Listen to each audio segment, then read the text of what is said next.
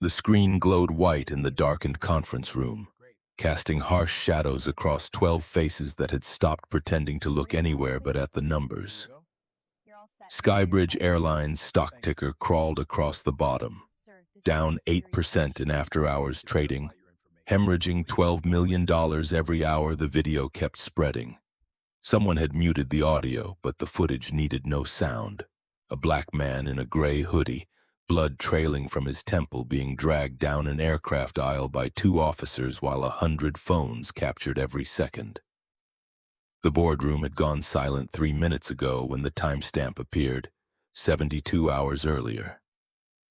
Marcus Bennett sat at the head of the table, spine straight, hands folded, watching his own assault play out for the 5th time that morning.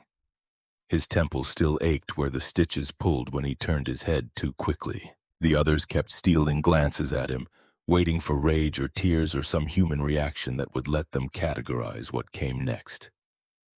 He gave them nothing, just that same calm that had unsettled them since he walked back onto that plane in a $6,000 suit and ended 4 careers with 6 words.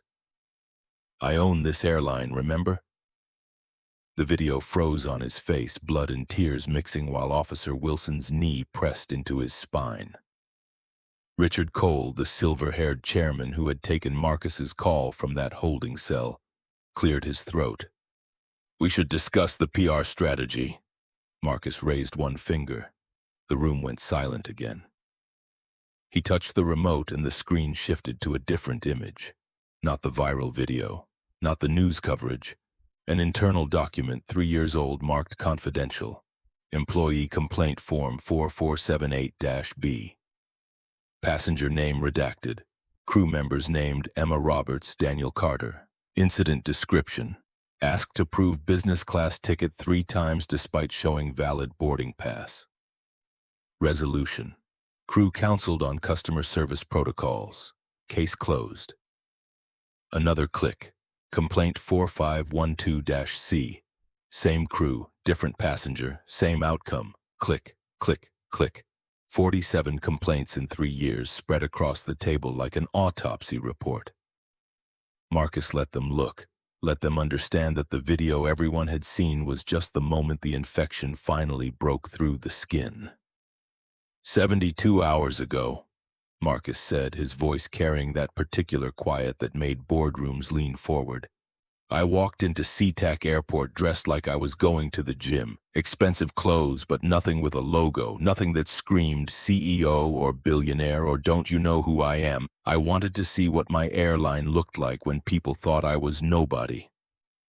He stood, walked to the window. Seattle's skyline cut through morning fog. All glass and steel, and the promise that anyone could build something here if they worked hard enough. Marcus had believed that once, back when he was 20 and broke and sitting in seat 12C on a different airline, watching a flight attendant escort him back to economy because a white woman wanted his seat. And someone had decided her comfort mattered more than his ticket. "I was 20 years old," Marcus continued, still facing the window. "Junior at Washington State, saved for 6 months to buy that ticket because I had an interview at Boeing. First real shot at an engineering internship. The woman who took my seat, she didn't even look at me, just settled in like I was a problem that had solved itself." He turned back to the table. Dr. Jennifer Foster, the COO, was the only one meeting his eyes. The others studied their phones or the table or anything that wasn't the man whose company they served but whose experience they would never share. "I missed that interview. Boeing went with someone else. Took me 3 more years to get another shot." Marcus moved back to his seat, didn't sit. "I built Skybridge because I wanted one airline where that couldn't happen. Where the rules applied to everyone, where your boarding pass was your boarding pass and nothing else mattered." Richard Cole shifted in his chair. The movement was small, but Marcus caught it. 15 years building this company, and he still had to watch them calculate whether justice would cost more than slunts. "The video has 42 million views," Jennifer said, pulling up her tablet. "CNN, MSNBC, Fox News, everyone's running it. The hashtags are trending in 17 countries, but Marcus, the stock will recover. It always does. We apologize, we settle, we move forward. Marcus picked up the remote again. One more click. This time the screen filled with a spreadsheet. Revenue projections, market share analysis, projected growth through 2028. All the numbers that said Skybridge was winning. I spent 15 years building this, Marcus said. 15 years proving that a kid from Tacoma who got kicked out of his seat could build something better. And 3 days ago, I walked onto my own airplane and got treated exactly like I did at 20. Because Sarah Mitchell at the counter saw a black man in a hoodie and decided I needed extra verification. Because Robert Hayes at TSA saw the same thing and decided I looked suspicious. Because Karen Wells at the gate saw the same thing and flagged my ticket. Because Emma Roberts and Daniel Carter and Captain Thomas Bradford saw the same thing and decided Victoria Hayes, who wasn't even on the right flight, belonged in my seat more than I did. The room had gone still again. This wasn't the Marcus they knew from quarterly reports and investor calls. This was something older, sharper, with edges they didn't have language for. I paid $2,400 for that seat. I showed my boarding pass 7 times. I complied with every request, answered every question, stayed calm while they called me aggressive, stayed silent while they called me threatening. He touched his temple, felt the ridge of stitches under his fingers. I did everything right, and they still cuffed me so tight my hands went numb. Still dragged me down that aisle like I was cargo, still made sure everyone on that plane knew that a black man, no matter how much money he had or how many companies he built, could be erased the second someone decided he didn't belong. Jennifer's voice was soft. What do you want to do? Marcus looked at her. She was 50, brilliant, had been with him since the beginning when Skybridge was 3 planes and a prayer. She had a daughter at Howard, a son at Morehouse. She knew. I want every person involved fired. I want criminal charges filed. I want every complaint in that pile investigated. I want the HR director who buried 47 incidents terminated with cause. He paused, made sure they heard the next part. And I want this company to mean what I built it to mean. Not on a press release, in practice. Every day, every flight, every passenger. Richard started to speak. Marcus cut him off with a look. The Boeing contract I was flying to sign? $300 million. They pulled out this morning because they don't want to be associated with this. $300 million because my own employees decided I looked like someone who steals seats. He let that sink in. But here's what I learned in that holding cell while Officer Wilson's handcuffs cut into my wrists. And I could taste blood from where my head hit the armrest. This company either stands for something real or it stands for nothing at all. There's no middle ground anymore. Someone's phone buzzed, then another. Jennifer looked down, her face shifting. She turned her tablet so Marcus could see. The Wall Street Journal posted 3 minutes ago. Skybridge CEO's arrest sparks federal investigation into airline discrimination practices. FAA announced a formal inquiry, Jennifer said. They're reviewing all complaints filed against Skybridge in the past 5 years, and Justice Department just confirmed they're launching a civil rights investigation. The room erupted, voices overlapping, someone saying class action, someone else mentioning shareholder lawsuits. Richard already on his phone with the legal team. Marcus sat down, finally, and watched them panic. Let them feel a fraction of what he'd felt when those handcuffs clicked shut. And he understood with absolute clarity that his money and his company and his success meant nothing to the people who only saw his skin. He waited until the chaos crested, then spoke one word. Good. They froze. Good, Marcus repeated. Let them investigate. Let them find every complaint we buried, every passenger we failed, every moment we chose convenience over justice. He stood again, walked toward the door. Board meeting adjourned. I have calls to make. Marcus, wait. Richard's voice carried that particular blend of concern and calculation that Marcus had learned to recognize in white men who suddenly realized the rules they'd written might apply to them. "We need a unified response. Legal says, Marcus stopped, hand on the door, didn't turn around. "Legal can say whatever they want in their depositions. I'm not settling. I'm not making this go away quietly. 72 hours ago, I was just another black man who didn't know his place. Now I'm the CEO who's going to make sure what happened to me never happens to anyone else on my airline. You can be part of that, or you can be part of the problem. Your choice." He left them there, walked past his assistant who tried to hand him messages, past the executive suite with its leather furniture and panoramic views, down to the operations floor where the real work happened. People looked up as he passed, some with sympathy, some with curiosity, a few with something that might have been respect. He found Jessica Williams at her desk, headphones on, fingers flying across a keyboard. She was 28, had worked her way up from gate agent to operations analyst in 5 years, and had sent him an encrypted email from a burner account 2 months ago that he hadn't fully understood until 3 days ago. He tapped her desk. She looked up, pulled off the headphones, her eyes widened. "Mr. Bennett, you sent me an email. February 14th. Subject line, patterns." Marcus pulled over a chair, sat, watched her decide whether to play dumb or play brave. "You attached 47 complaint forms that our HR director marked resolved. You flagged 17 where the same crew members were named multiple times. You wrote one sentence, 'This isn't random.'" Jessica's hands gripped the edge of her desk. "I thought you should know. Why didn't you come to me directly?" She met his eyes and he saw it, the fear that came with being young and black and knowing that speaking up could cost you everything. "Because I didn't know if you'd believe me, or if you did, if you'd do anything about it." Marcus felt that like a blade. She worked for him, for a company he'd built specifically to be different, and she still didn't trust the system to protect her, because she was smart enough to know that good intentions meant nothing against the weight of institutional indifference. "I believe you," he said, "and I'm doing something about it. Starting with this, you're reassigned effective immediately. New title, Director of Passenger Equity and Safety, direct report to me.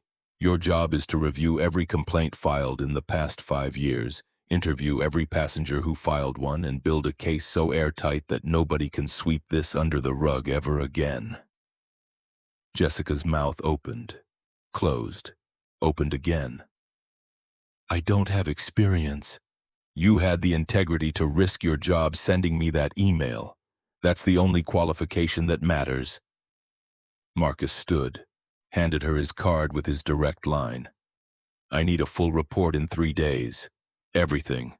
No filters, no politics, no making it pretty, the truth. Can you do that?" She nodded, and he saw her shoulders straighten, saw her become the person she'd always been, but had never been allowed to be. "Yes, sir." "One more thing." Marcus paused at her cubicle entrance. "That email saved my life, not literally maybe, but it reminded me why I built this company, so thank you." He left her there, headed for the elevators, the executive floor again, but this time to his private office, the one with the door that locked and the windows that didn't open and the walls that had absorbed 15 years of victories and defeats. He sat at his desk, pulled out his phone, scrolled past 73 unread messages to the one that mattered. The video Maya Anderson had live-streamed was still playing somewhere, still spreading, still forcing people to watch a moment that black people in America had been living with forever. But there was another video, one that hadn't gone viral yet, security footage from SeaTac, time-stamped 73 hours ago. Marcus in line at the check-in counter, waiting patiently while Sarah Mitchell helped the 3 passengers ahead of him. All white, all processed in under 2 minutes each. Then Marcus stepping forward and Sarah's face changing. That subtle shift from professional to suspicious, so practiced it almost looked natural. He watched himself hand over his ID and boarding pass. Watched Sarah scan it once, frown, scan it again. Watched her call over her supervisor even though the system showed no flu, no problems, nothing that would justify the delay. Watched himself stay calm, stay polite, stay everything that black people had to be to survive encounters that white people never even noticed. The next clip, TSA screening.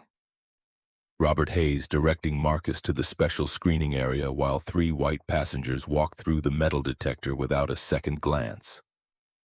Marcus complying, arms outstretched while Hayes patted him down with the kind of thoroughness usually reserved for people on watch lists.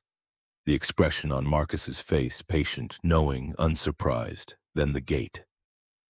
Karen Wells scanning his boarding pass 3 times, each swipe accompanied by a deepening frown, calling her supervisor. Marcus showing his ID again, his credit card, his Skybridge employee badge that he'd kept in his wallet specifically for this test. Karen ignoring all of it, insisting the system showed an error even though the screen clearly displayed his name, his seat, his confirmation code. Finally, the cabin footage.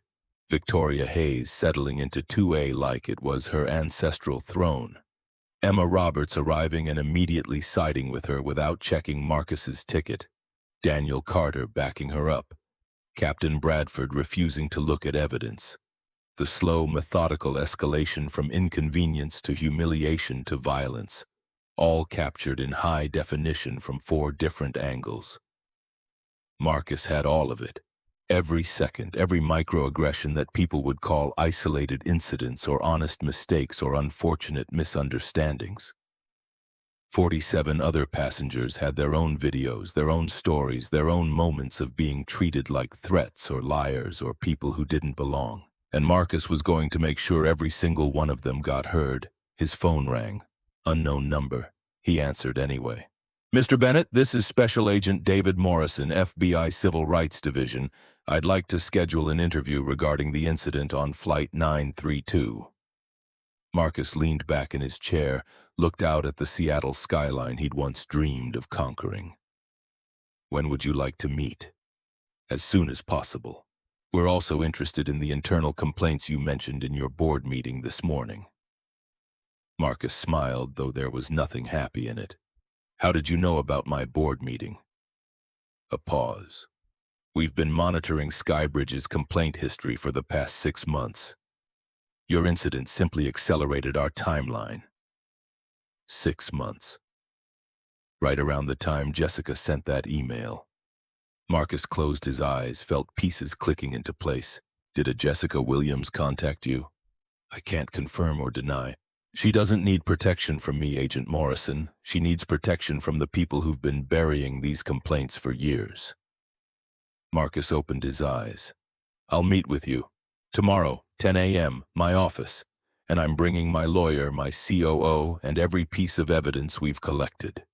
This goes all the way to trial if it has to. No settlements, no quiet resolutions. We do this in public or we don't do it at all. Another pause. That's unusual, Mr. Bennett. Most companies prefer to handle these matters privately. I'm not most companies. Marcus ended the call. His assistant knocked, poked her head in. Sir, CNN wants a statement. So does the Times, the Post, and about 40 other outlets. Tell them I'll hold a press conference tomorrow at noon. Full statement, open questions, live streamed. She blinked. Legal said, legal works for me. Set it up. She disappeared. Marcus pulled up his email, started typing. 2. All Skybridge employees. Subject, what happens next? He wrote for 20 minutes, deleted it, started over, deleted again. Finally settled on something simple, true, and harder than anything he'd ever written. 3 days ago, I experienced what hundreds of our passengers have experienced. Being judged not by my ticket or my conduct, but by my appearance. I was removed from my own airplane because the crew saw a black man in a hoodie and assumed I didn't belong. This is unacceptable. It ends now. Effective immediately, Skybridge is implementing the following changes. All discrimination complaints will be reviewed by an independent board with full authority to investigate and recommend termination. All customer-facing employees will complete quarterly bias training, designed and led by civil rights experts, not corporate consultants.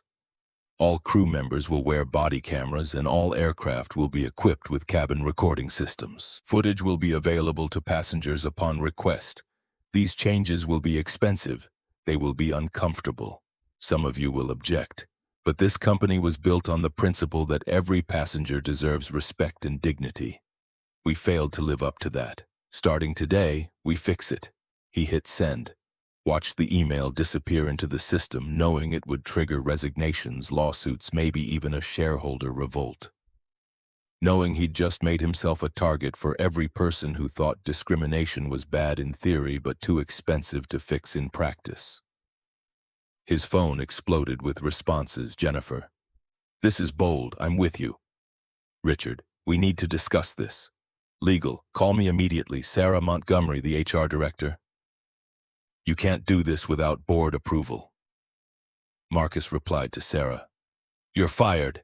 Effective immediately. Security will escort you out. Your severance is voided pending investigation. Do not contact any current employees. To legal, I'm the majority shareholder. I just did.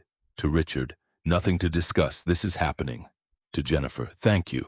I need you to take over HR until we find someone who understands that protecting passengers is more important than protecting the company's reputation. He stood, walked to the window again. Below, the city moved through its rhythms, people getting on planes and trains and buses without ever thinking about whether they'd be treated like human beings or problems to be solved. Most of them would never know what it felt like to show your boarding pass 7 times and still be called a liar. To do everything right and still end up in handcuffs. To build a company from nothing and still be seen as someone who didn't belong. But some of them knew. The ones who sent Jessica their complaints and got form letters in response. The ones who called customer service and got transferred until they gave up. The ones who stopped flying Skybridge because they learned over and over that their dignity was negotiable. Marcus was done negotiating. His phone buzzed, text from a number he didn't recognize. This is Dr. James Robinson. I was on your flight to Atlanta in 2023. They accused me of stealing a blanket from first class. I'm a cardiovascular surgeon. I filed a complaint. Nothing happened. Thank you for finally doing something. Another text, Reverend Michael Brown, Flight 847, 2024. They told me my kind didn't belong in the exit row. I'm a pastor. I counsel trauma victims. I stopped flying your airline. I'll come back now. They kept coming. Professor David Harris, Maria Santos, Kenneth Lee. 47 names from those complaint files, and more beyond that, people who'd never filed officially but had carried the memory of being dismissed, diminished, erased. Marcus responded to each one personally, apologized, thanked them, asked if they'd be willing to meet, to share their stories, to help him understand everywhere the system had failed, so he could make sure it never failed anyone else. By the time he finished, it was dark outside. The office had emptied hours ago. His temple throbbed where the stitches pulled. His wrists still bore faint marks from the handcuffs, thin lines that would fade but never quite disappear. He thought about that 20-year-old kid on his way to Boeing, so sure that hard work and talent would be enough. Thought about the 15 years he'd spent building something that was supposed to be different, only to discover that good intentions were worthless without constant, uncomfortable vigilance.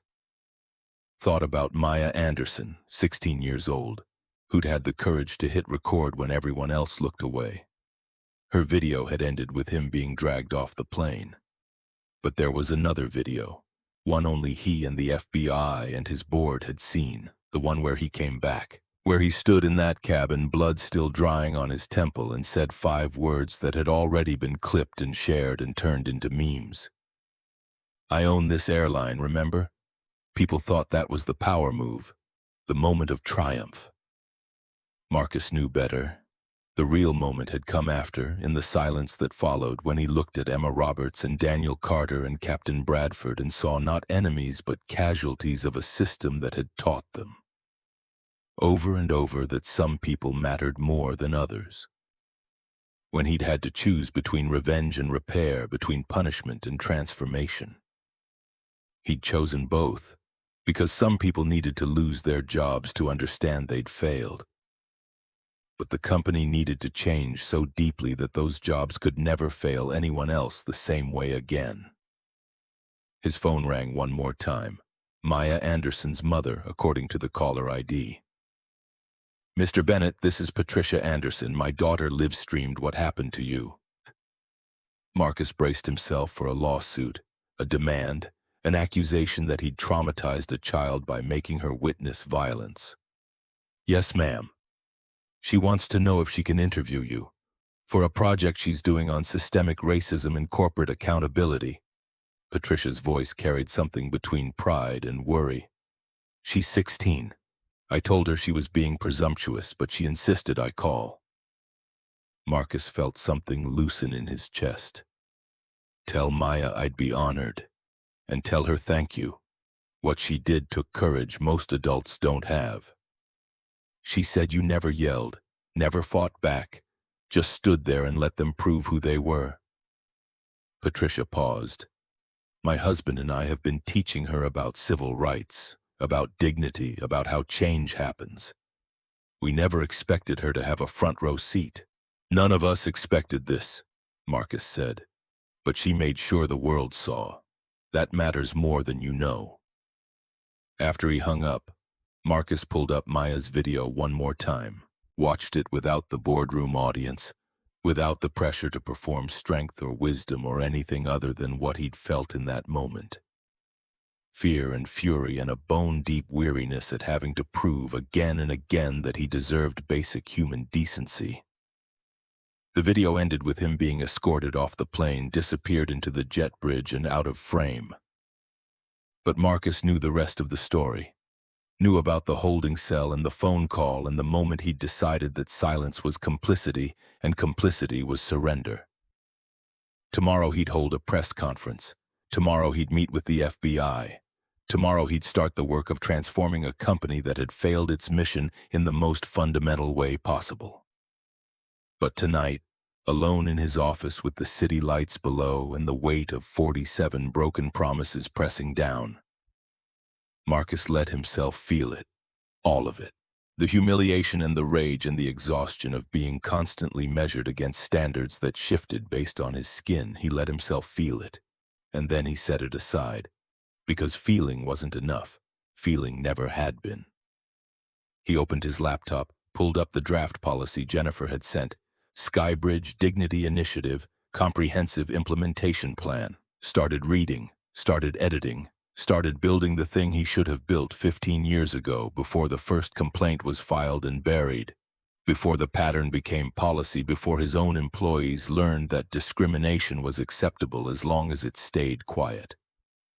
The work would take years, cost millions, make enemies. But Marcus had learned something in that holding cell, something that Maya's video had confirmed. The world was watching now, not just Skybridge. Every airline, every company, every person who'd ever been judged by their appearance instead of their actions. They were all being tested, and this time Marcus was going to make sure they all passed. The press conference was scheduled for noon, but the media had camped outside Skybridge headquarters since dawn. Marcus watched them from his office window, counting satellite trucks. 17. CNN, MSNBC, Fox, local affiliates, international outlets he didn't recognize. A circus, Jennifer had called it. Marcus called it accountability with an audience. His lawyer, Bernard Shaw, sat across the desk reviewing talking points Marcus had already decided to ignore. Bernard was 60, had guided Skybridge through acquisitions and regulatory fights and 2 near bankruptcies in the early years. Smart, careful, allergic to risk. "You don't have to do this," Bernard said for the 3rd time that morning. "A written statement would suffice. Live questions invite disaster." Marcus pulled on his suit jacket, the same Tom Ford he'd worn walking back onto that plane. The bloodstain had been professionally removed, but he could still see the shadow of it if he looked close enough. Some stains went deeper than fabric. I'm not hiding. I'm not suggesting hiding. I'm suggesting strategy. Bernard set down the talking points. The FBI interview is in 20 minutes. After that, you'll be under federal investigation. Anything you say publicly can be used to hold people accountable. That's the point. Marcus checked his reflection in the window. Tie straight, expression calm, stitches visible if you knew to look. Good, let them see the evidence. The strategy is transparency. We failed passengers, we buried complaints, we built a system that let Emma Roberts and Daniel Carter abuse people for years. I'm not spinning that. I'm fixing it. Bernard stood, gathered his papers. Old school, still used physical files instead of tablets. You're betting everything that the public cares more about justice than profit. That's a dangerous bet. It's the only bet worth making. They walked together through hallways that felt different now. Every conversation stopping when Marcus passed, every employee suddenly fascinated by their phones. Fear or respect, he couldn't tell. Maybe both. The executive conference room had been converted into a media center. Cameras already set up, lighting tested. Jennifer waited by the door, tablet in hand, wearing the expression she got when numbers didn't add up the way they should. Stocks down another 6%. Shareholders are demanding an emergency meeting. 3 board members have tendered resignations pending your acceptance. Marcus filed that away. The FBI? Waiting in your office, Agent Morrison and someone from the Civil Rights Division. She glanced at Bernard. They have a warrant for all HR records going back 5 years. Give them everything, no delays, no redactions. Marcus turned to Bernard. Make sure legal cooperates fully. If anyone tries to hide documents, fire them. Bernard's jaw tightened, but he nodded. 15 years of partnership meant knowing when Marcus had made up his mind past the point of argument. The walk back to his office took 90 seconds. Marcus used them to center himself, draw on the patience he'd learned in that holding cell when panic would have made everything worse. Special Agent David Morrison looked exactly like his voice suggested. Late 40s, ex-military posture, eyes that cataloged everything. His partner was younger, black woman with a briefcase instead of a badge visible. She extended her hand first. Assistant Attorney General Nicole Patterson, Civil Rights Division. Thank you for meeting with us, Mr. Bennett. They settled into chairs arranged around the conference table in Marcus's office, the view of Seattle serving as backdrop. Patterson pulled out a recorder, stated date and time and names present. Official, binding, exactly what Marcus wanted. Mr. Bennett, walk us through the events of Flight 932, starting from when you arrived at SeaTac. Marcus did. Every detail.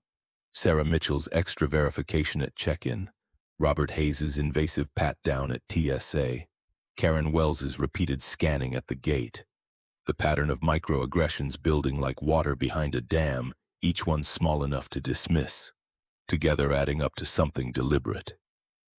He described boarding the plane, seeing Victoria Hayes in his seat, showing his boarding pass to Emma Roberts 7 times while she refused to verify it against the manifest. Daniel Carter backing Emma without question. Captain Bradford refusing to check the system. The call to security. The handcuffs clicking shut, too tight. Circulation stopping in his fingers. His head hitting the armrest when Officer Wilson pulled him from the seat. The taste of copper. The chorus of gasps from passengers who saw but didn't intervene. Patterson took notes on a yellow legal pad, old-fashioned like Bernard's files. Morrison watched Marcus's face, looking for cracks or lies or the performance of trauma. You stayed calm throughout. Not a question. Marcus answered anyway. I've had practice. This wasn't the first time. Just the first time I had the power to do something about it afterward. Tell me about the phone call you made from the holding cell. I called my chairman. Told him to ground the flight, return it to the gate. He asked why. I told him to check security footage, then do what I said. Morrison leaned forward. You knew they'd comply. I'm the majority shareholder and founder. My contract gives me operational authority in matters of safety and security. A CEO being unlawfully arrested on his own aircraft qualifies. Unlawfully. Patterson wrote that down. You're saying Officer Wilson and Officer Stevens violated your civil rights. I'm saying they saw a black man and assumed threat. They ignored evidence, escalated without cause, and used excessive force. The video shows me complying at every step. They arrested me anyway. Marcus touched his temple where the stitches pulled. The only thing I did wrong was exist in a space where they'd already decided I didn't belong. The questions continued for 90 minutes. Patterson wanted specific quotes, exact timestamps, names of witnesses. Morrison focused on procedure, asking about Skybridge's training protocols, complaint resolution system, HR oversight. Marcus answered everything, volunteered details they hadn't asked for, pointed them toward Jessica's encrypted email and the 47 buried complaints. Finally, Patterson clicked off the recorder. We'll need to interview the crew members, Emma Roberts, Daniel Carter, Captain Bradford. They've been suspended pending investigation. Legal has their contact information. And Victoria Hayes?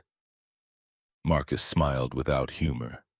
Not my employee, but I imagine she'll be hearing from her own lawyers soon. Morrison stood, extended his hand. Firm grip, assessing. Most CEOs in your position would be demanding we make this disappear quietly.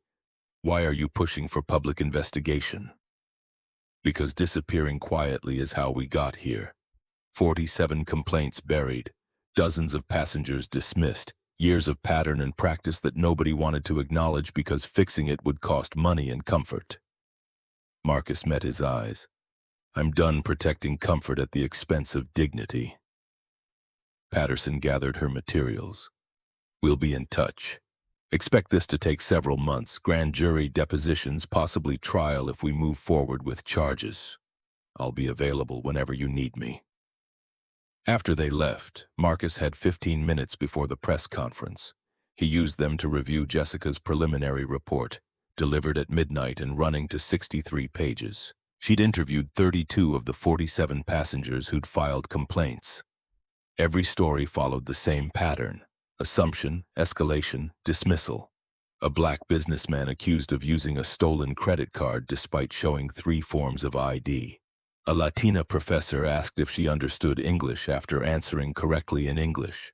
A black teenager removed from his seat because another passenger felt uncomfortable. The outcomes were equally consistent. Complaints filed, HR investigations perfunctory, resolutions always favoring the crew. Passengers offered vouchers as apology, compensation for silence. No crew members disciplined, no policies changed.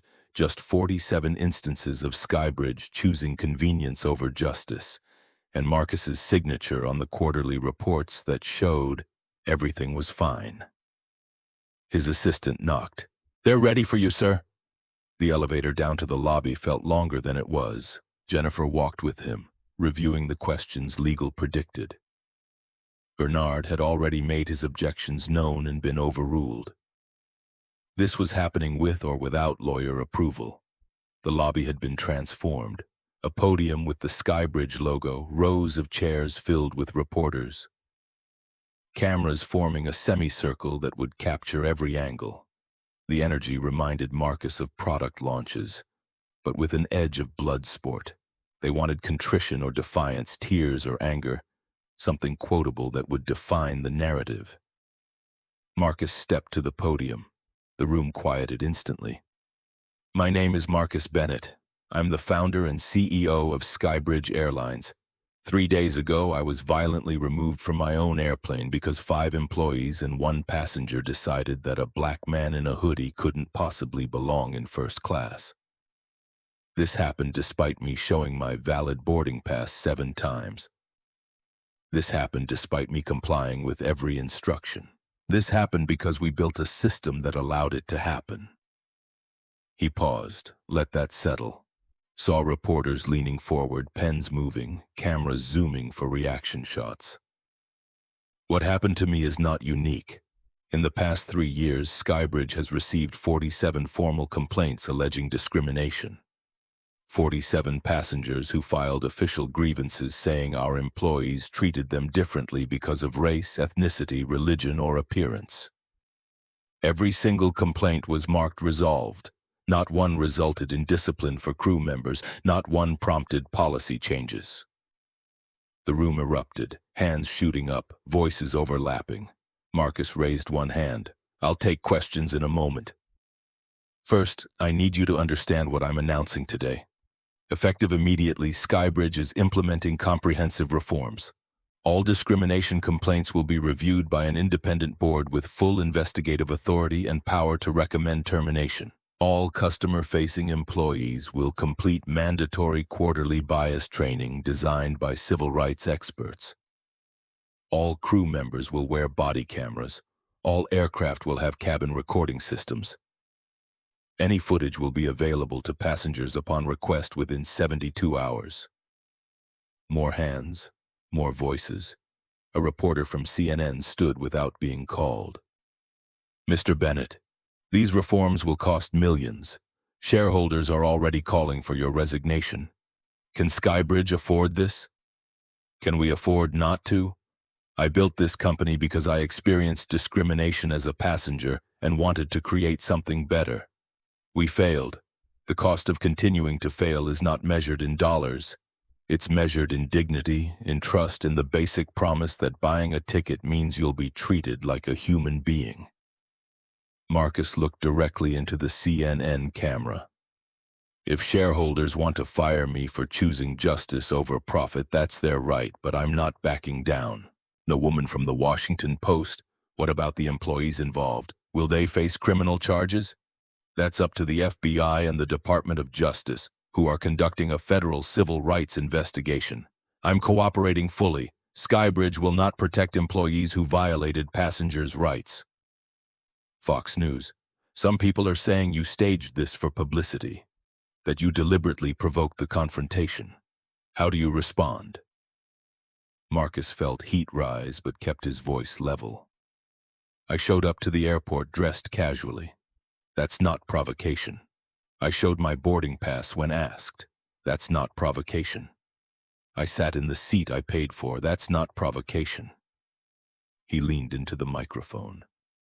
The suggestion that a black man existing in first class is provocation tells you everything you need to know about why these reforms are necessary. The questions kept coming.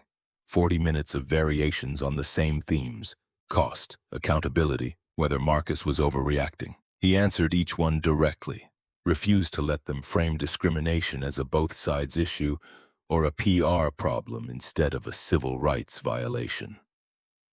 Finally, a young reporter from a local outlet stood. What do you say to other passengers who've experienced similar treatment but don't have the power or resources to fight back? Marcus took a breath. This one mattered. I say I'm sorry we failed you. I say your complaints mattered and should have been taken seriously the first time. I say that every passenger who files a grievance with Skybridge will now be contacted directly by our new Director of Passenger Equity and Safety, and that we're creating a compensation fund specifically for those whose complaints were previously dismissed. He paused. And I say that what happened to me should never have to happen to anyone, not because of who they are or what they've built, because dignity isn't something you earn, it's something you're born deserving. The press conference ended with a promise to provide monthly updates on reform implementation. Marcus walked off the podium to a wall of shouted follow-up questions. Jennifer running interference, Bernard looking like he'd aged 5 years in 1 hour. Back in the elevator, Marcus finally let himself lean against the wall. His temple throbbed. His hands shook slightly from adrenaline crash. Jennifer watched him with the concern of someone who'd known him long enough to see past the performance. That was either brilliant or career suicide. Maybe both. Marcus straightened as the elevator reached the executive floor. What's the stock doing? She checked her tablet. Down 11%. But social media's exploding. #DignityMatters is trending. You've got 3 million mentions in the past hour. They walked back to his office. Messages had piled up. Boeing's CEO wanted to talk, according to his assistant. So did the heads of Delta, United American. Richard Cole had sent an email marked urgent. The FAA had scheduled a follow-up meeting for next week.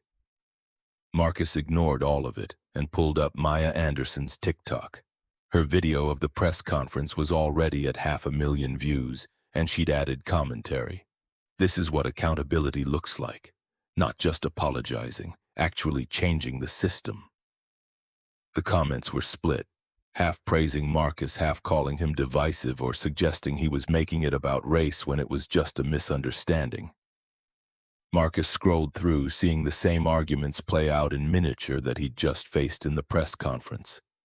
People desperate to believe discrimination was rare, isolated, overblown, people insisting that following rules meant you'd be treated fairly, even when 47 passengers proved otherwise. A knock on his door, Jessica Williams carrying 3 boxes of files and wearing an expression that meant bad news hiding behind worse news. I finished the preliminary interviews.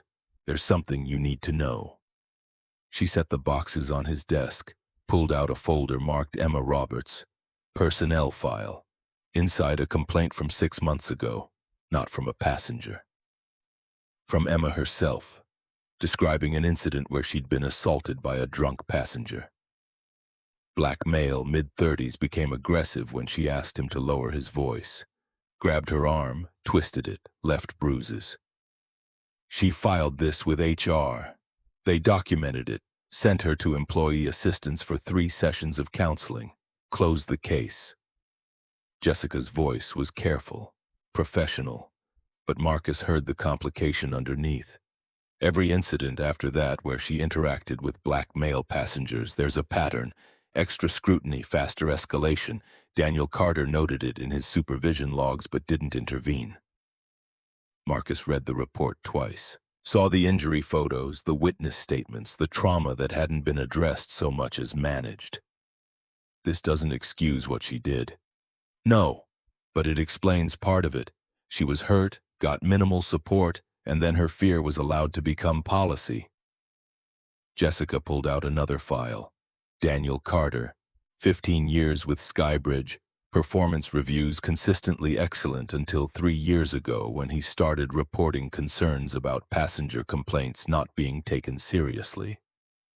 HR noted his concerns, marked them as addressed, continued business as usual. He tried to report the pattern.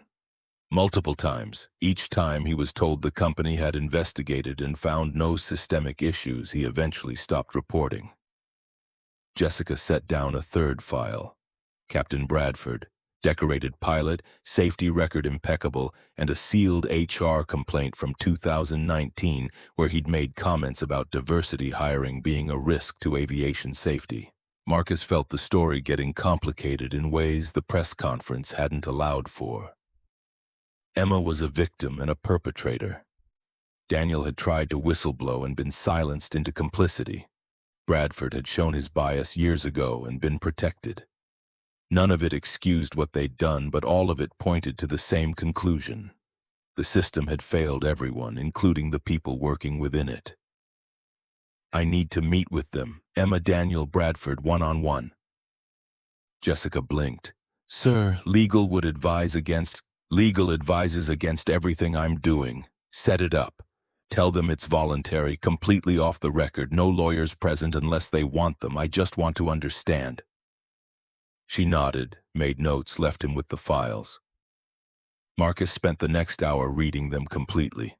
Emma's assault report, Daniel's escalating concerns about complaint handling, Bradford's comments about women pilots being emotional risks and minority hires being diversity checkboxes instead of qualified professionals.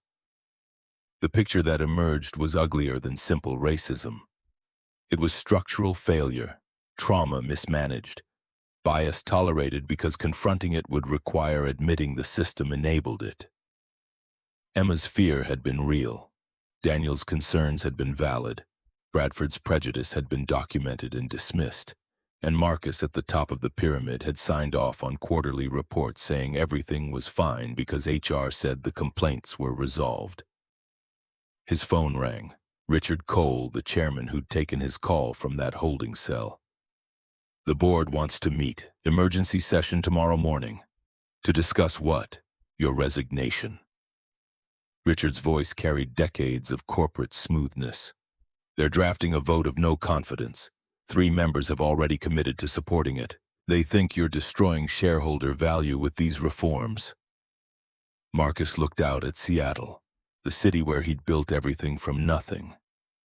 Let them vote. Marcus, be realistic. You're majority shareholder, but the board can still make your position untenable. Fight them on this and what? They'll fire me? Let them try. I'll take the fight public, show them exactly how much destroying shareholder value costs when passengers stop flying because they don't trust your airline to treat them like human beings. Marcus kept his voice even, factual. I'm not resigning. I'm not backing down. The board can support reforms or explain to the FAA why they're protecting discrimination. Silence. Then quietly, you're betting everything on this. I already lost everything that mattered when I got dragged off my own plane. Now I'm betting on getting it back by making sure it never happens again. Marcus ended the call. The rest of the day blurred. Conference calls with operational teams about implementing body cameras. Budget meetings where CFO showed him the cost projections for quarterly bias training. Interviews with candidates for a new HR director who understood that protecting passengers meant holding employees accountable. By 6 p.m., Marcus's assistant had fielded 200 media requests, 40 investor calls, and 15 resignations from employees who objected to the reforms. Jennifer appeared with numbers showing that despite the stock drop, booking patterns hadn't changed yet. Revenue steady, passenger loads normal, operational metrics unchanged. Give it time, Marcus said. People will vote with their wallets once they understand we mean it.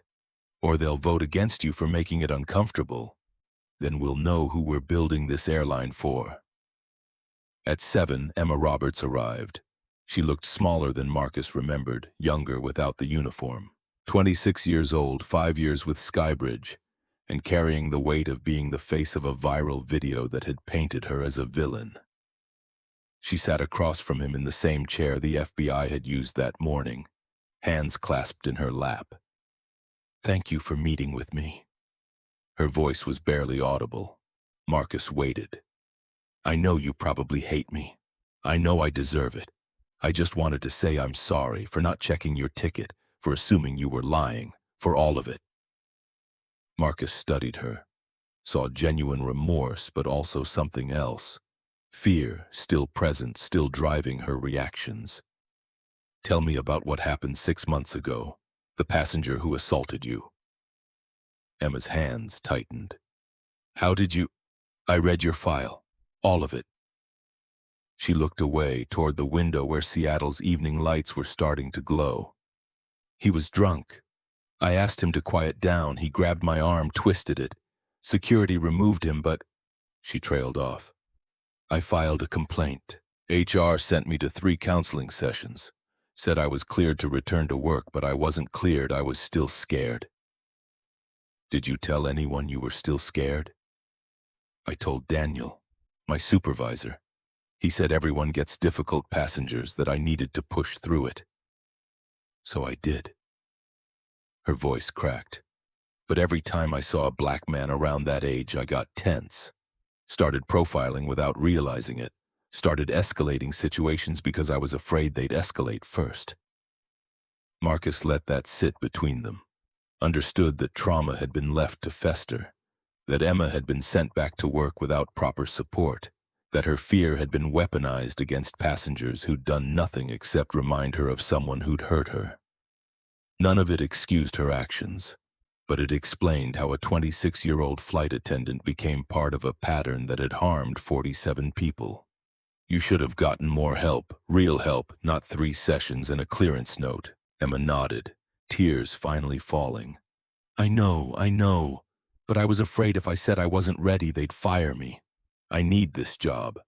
I have student loans, rent, my mom's medical bills. I couldn't afford to lose it. So you came back scared and Skybridge put you back on flights where your fear could hurt passengers. Yes. Marcus leaned forward. What you did was wrong. You profiled me, refused to verify evidence, escalated to violence. That's on you. But the system that sent you back to work traumatized and alone, that's on me, on this company. We failed you, and through you, we failed everyone you interacted with afterward. Emma wiped her eyes. Are you saying you're not pressing charges? I'm saying I understand that you're a person who made terrible choices because you were operating in a system designed to protect itself instead of the people it serves, staff or passengers. Marcus picked up her personnel file. The FBI will make their own decisions about charges. I won't interfere either way, but I want you to know that if you're willing to participate in our reform process, tell your story honestly, help us understand where the training failed and the support was missing, there might be a path forward. She looked up, hope and confusion mixing. You'd let me work here again? Not in passenger-facing roles, not for a long time, maybe never. But you could help make sure other crew members get the support you didn't. Help design training that addresses trauma instead of ignoring it. Marcus set down the file. Or you can take your termination, move on, try to forget this happened, your choice. Emma was quiet for a long moment. Why would you help me? After what I did? Because revenge isn't reform. Punishing you doesn't fix the system that hurt you first. Marcus stood, walked to the window. I got dragged off my own plane. I know what it feels like to be treated as less than human. I'm not going to become the thing I'm fighting by treating you the same way. She left 20 minutes later with his card and an invitation to think about it. Marcus watched her go, feeling the complexity of justice settling over him like weight. Easy to fire everyone involved and call it accountability. Harder to ask why they'd failed and fix the reasons so the next person didn't fail the same way. Daniel Carter arrived at 8. 42 years old, 12 years with Skybridge and carrying himself like a man walking to execution. He didn't sit when Marcus gestured to the chair. I deserve to be fired. I enabled what happened by not stopping Emma when I saw the pattern developing. Marcus motioned again to the chair. This time Daniel sat. I read your supervision logs. You noted concerns about Emma's interactions with certain passengers. You flagged it to HR, and they told me she'd been cleared, that I was being oversensitive about microaggressions that were just normal customer service friction. Daniel's jaw tightened. I should have pushed harder. Why didn't you? The question hung there. Daniel stared at his hands, calculating whether honesty would help or hurt. Finally, because I'd already pushed 3 years ago when I started noticing that complaints from black passengers were being handled differently. I filed reports, requested training updates, asked for policy reviews. He looked up. HR told me I was creating problems where none existed. My performance review that year noted that I needed to focus on operational efficiency instead of pursuing peripheral social issues. Marcus pulled up Daniel's file on his tablet, found the review. Read the exact words. Employee demonstrates concerning tendency to overanalyze routine passenger interactions through lens of discrimination rather than accepting standard resolution protocols. They told you to stop paying attention. And I did, because I have a mortgage and a kid in college and another heading there next year. Because Skybridge was a good company, better than most, and I convinced myself that if HR said the complaints were being handled, they were being handled. Daniel's voice went rough. I convinced myself that keeping my job mattered more than keeping passengers safe. And now a man I should have protected got bloodied and arrested because I chose comfort over courage. Marcus recognized that tone, the same one he'd heard in his own head when he read those 47 complaint files and realized his signature was on reports that had minimized them. Complicity through convenience, wrapped in the lie that someone else was handling the hard parts. What would you have done differently if you could go back? I would have documented everything myself. Gone over HR's head, contacted the FAA directly if I had to. Daniel met his eyes. I would have risked my job to protect passengers. That's what we're supposed to do. That's what I failed to do. Marcus considered him, saw genuine remorse, saw someone who'd tried and been shut down and chose silence over sacrifice. Understood it because he'd done the same thing by accepting HR's assurances that resolved meant fixed. The reforms I'm implementing include a whistleblower protection program, anonymous reporting channels that bypass HR and go directly to an independent board, financial incentives for employees who identify problems before they become patterns. Marcus pulled up the draft policy. I need someone to run it, someone who knows what it's like to see problems and be told to ignore them, someone who won't make that mistake again. Daniel's expression shifted. You're offering me a job? After what I did? I'm offering you a chance to fix what you helped break. It doesn't erase what happened, but it might prevent the next time. Marcus slid a folder across the desk. Director of Employee Integrity. You'll report directly to me. Your job is to make sure that when crew members see something wrong, they have the power and protection to speak up. That when passengers file complaints, someone investigates for real. Daniel opened the folder, scanned the job description. This will make me unpopular. With crew, with management, with anyone who wants things to stay comfortable. Yes. I'll be questioning every decision, every complaint resolution, every time someone says a problem doesn't exist. That's the job. Daniel closed the folder, set it down carefully. Can I think about it?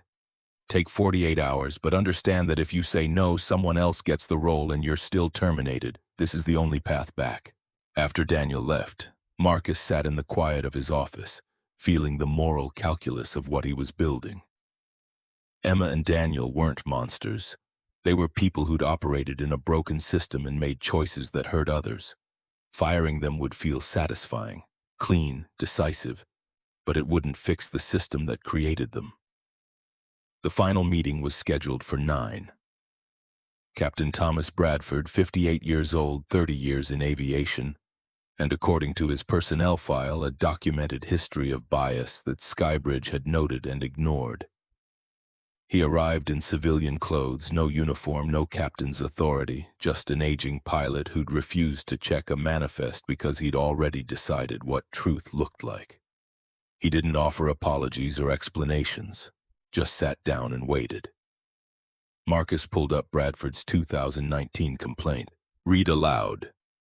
Captain Bradford expressed concerns that diversity hiring initiatives were compromising aviation safety by prioritizing demographics over qualifications. Bradford's face stayed neutral. I stand by that assessment. Do you stand by refusing to verify my boarding pass because you assumed a black man in a hoodie couldn't be CEO? I made a judgment call based on years of experience reading situations. Marcus felt his patience thinning. Your experience told you that Victoria Hayes, who wasn't even on the right flight, belonged in my seat more than I did. I trusted my crew's assessment. Your crew never checked the manifest, neither did you. Marcus leaned back. You had 4 different pieces of evidence that I was telling the truth.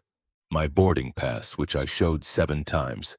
The seat reservation system, which you could have checked with 1 radio call. My employee badge, which I offered to show. And basic logic that suggests someone wouldn't refuse to leave a seat they'd stolen.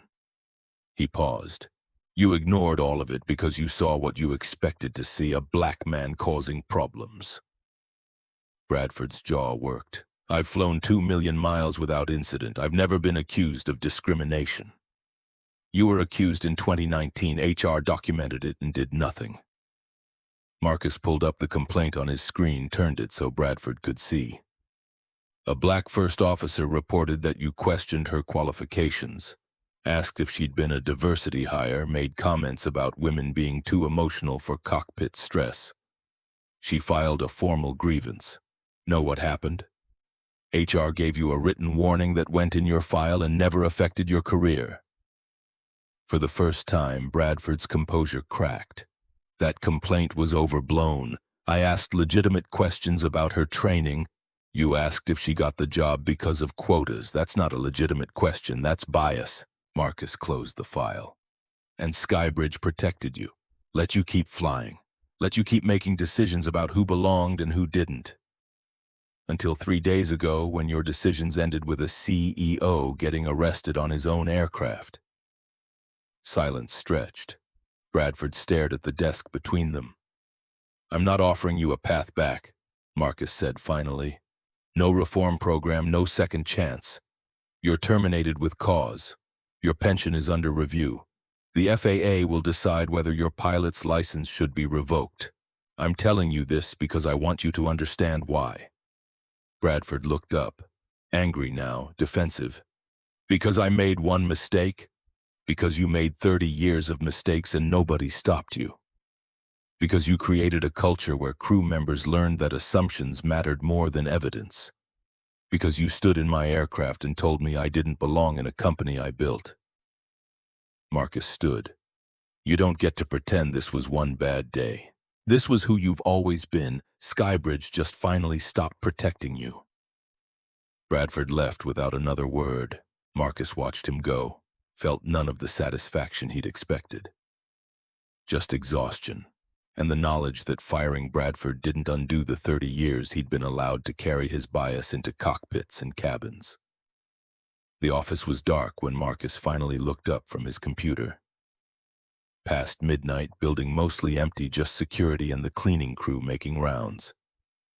He'd spent the last 3 hours reviewing implementation timelines for the reforms, calculating costs, running scenarios where shareholders revolted or regulators intervened or passengers decided that addressing discrimination was more trouble than it was worth. The numbers looked brutal. $50 million in first-year costs, quarterly training for 8,000 employees, body cameras and recording systems for 200 aircraft, independent oversight board with full investigative authority. All of it necessary, all of it expensive, all of it making him a target for anyone who thought profit mattered more than principles. His phone buzzed. Text from Jennifer. Board meeting confirmed for 8 a.m. tomorrow. They have the votes to force you out. Please reconsider. Marcus typed back. Not reconsidering. See you at 8. Another text, this one from Jessica. Finished all 47 interviews. Patterns are worse than we thought. Some complaints were altered before filing. Need to talk ASAP. Marcus called her. She answered on the first ring, sounding wired despite the late hour. 3 of the complaints were edited after passengers signed them. Changed wording to make incidents sound less severe. I compared the original signed copies to what went into the system. Someone in HR was softening them. Who? Sarah Montgomery, the HR director you fired. Jessica's voice went tight. She's been doing it for at least 2 years, making complaints look like misunderstandings instead of discrimination. I have emails where she instructed staff to use phrases like cultural difference and communication gap instead of racial profiling. Marcus absorbed that. Sarah Montgomery, who he'd fired via email and stripped of severance, had been actively covering up discrimination for years. Send everything to the FBI and the DOJ.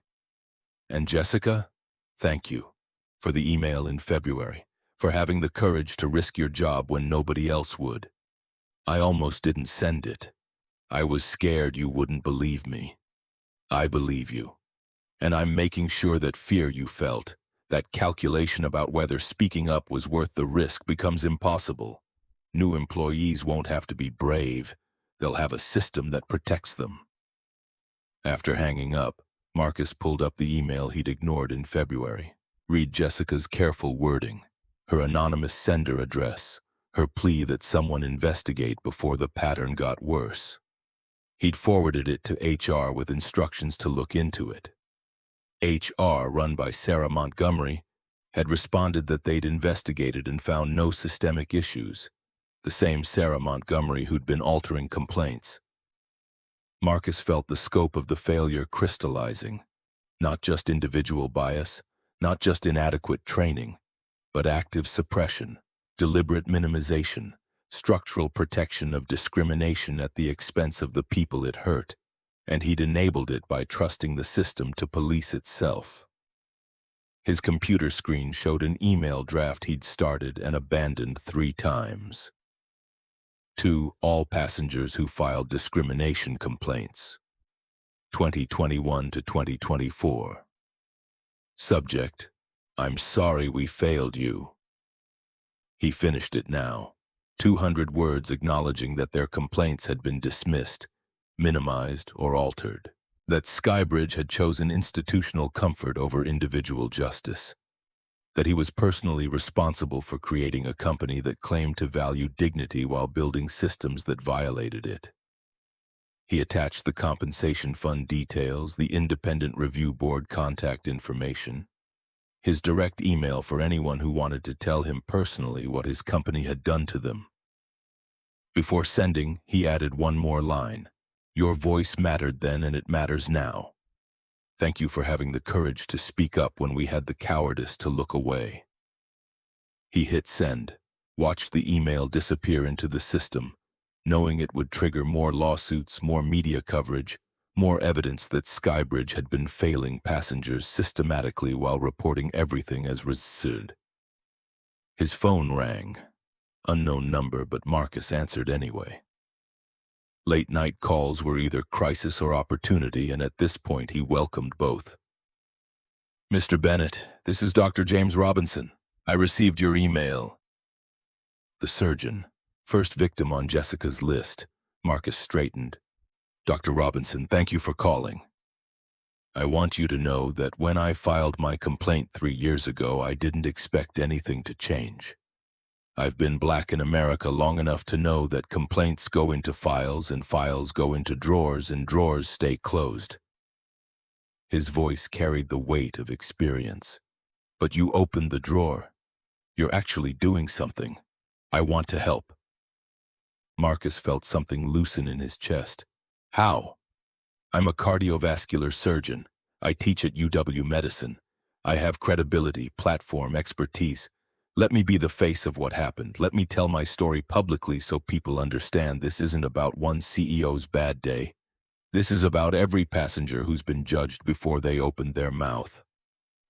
Dr. Robinson, that will make you a target. People will question your motives, your memory, my blackness. Yes, they will. Just like they questioned it when I was accused of stealing a blanket worth $12 while wearing a watch worth $12,000. He paused. I'm 62 years old. I've spent my career saving lives while people assumed I was the janitor. I'm done being quiet about it. They talked for 40 minutes.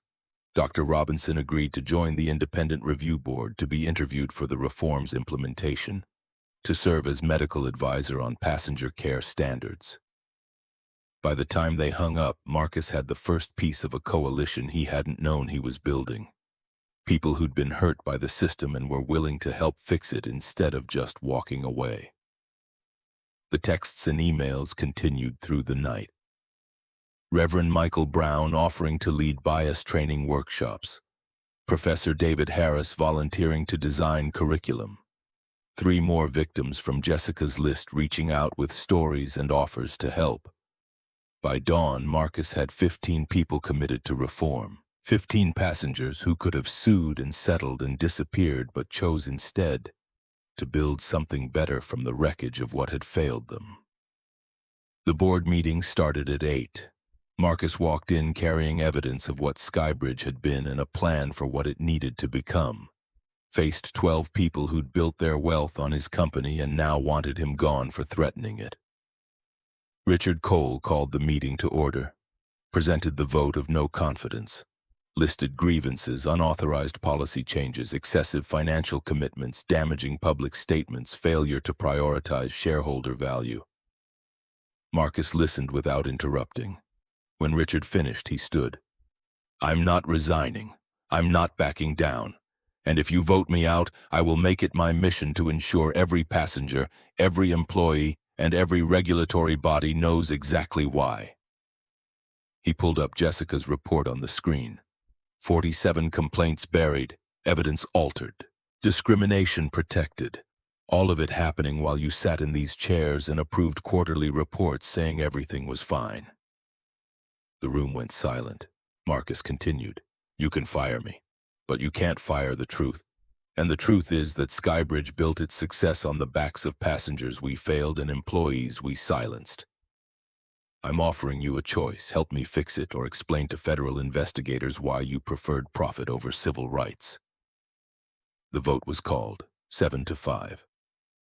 Marcus kept his seat, not because they believed in reform, because they feared exposure more than they valued his removal. Marcus accepted the victory without celebration, understood it was temporary, conditional, revocable the moment convenience outweighed fear. But temporary was enough time to implement the reforms, enough time to prove that accountability and profit could coexist, enough time to make sure that the next passenger who showed their boarding pass 7 times would be believed the first time. 6 months after the board meeting, Marcus stood in a federal courtroom watching Captain Thomas Bradford being led away in handcuffs. 18 months in federal prison, pilot's license permanently revoked, $250,000 fine. The judge had been clear. Discriminatory conduct that resulted in civil rights violations carried consequences that transcended employment. Bradford's attorney filed notice of appeal immediately, but the bailiff still led him through the side door toward processing. Emma Roberts received 12 months and 2 years supervised probation. Daniel Carter got 15 months based on his supervisory role. Officer Derek Wilson, 6 months for excessive force, terminated from airport security effective immediately. Victoria Hayes faced only civil judgment. $2.1 million in damages for assault, defamation, and intentional infliction of emotional distress. Her bankruptcy filing was already public record. Marcus testified at each trial, walked through the microaggressions and escalation, showed the jury his temple scar and the medical records documenting concussion. Described the handcuffs cutting circulation, the taste of copper when his head struck metal, the 100 phones recording while he fought to maintain dignity. The defense attorneys tried variations of the same strategy, suggesting Marcus had been confrontational, had refused reasonable requests, had played the race card to manufacture grievance. The juries hadn't bought it. Video evidence was unambiguous. 12 people watching footage of a man showing his boarding pass 7 times while being called a liar, then being violently removed despite never raising his voice or his hands. 12 people understanding that compliance hadn't protected him because protection was never the point. Nicole Patterson, the assistant attorney general who'd interviewed Marcus 6 months ago, approached as the courtroom emptied. She carried a briefcase Marcus recognized from that first meeting, same yellow legal pad visible inside. 5 convictions, complete accountability. You should feel vindicated. Marcus watched Bradford disappear through the security door. I feel tired. The FAA's final report comes out next week. Preliminary findings show Skybridge wasn't an isolated case. They found similar patterns at 7 other airlines. Your reforms are becoming industry standard. Because they're being forced to, not because they believe in them.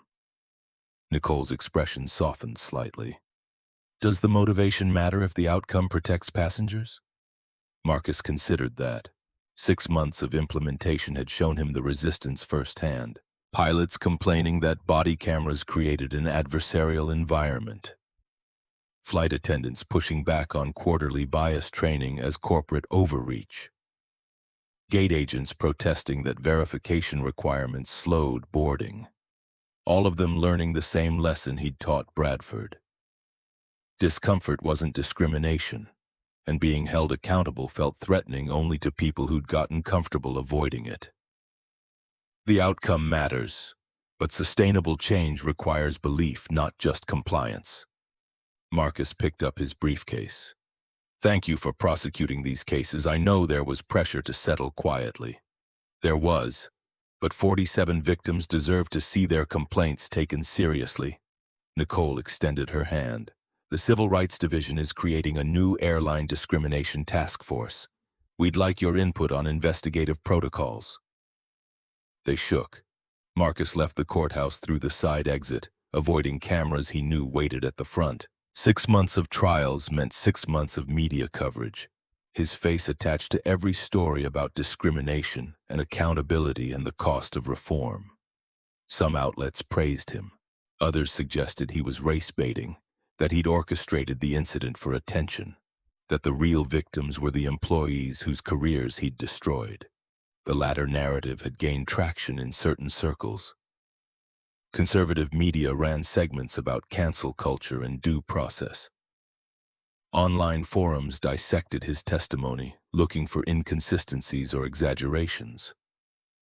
Someone had started a GoFundMe for Bradford's legal defense that raised $40,000 before the platform shut it down for violating terms of service. Marcus understood that for every person who saw justice in those convictions, someone else saw persecution. Understood that changing systems meant threatening the people who'd benefited from them, and threatened people fought back with everything they had. His car service waited at the curb. Jennifer had sent updates throughout the trial. Stock had recovered to pre-incident levels. Operational metrics remained strong. Passenger complaints were down 63% industry-wide since the reforms. The numbers said Skybridge was succeeding, but numbers didn't capture the cost of the past 6 months. 300 employees had resigned rather than comply with new training requirements. 74 had been terminated after failing to meet bias prevention standards during quarterly reviews. Independent investigations into the 47 buried complaints had resulted in 18 additional firings, including 3 regional managers who'd helped Sarah Montgomery alter documentation.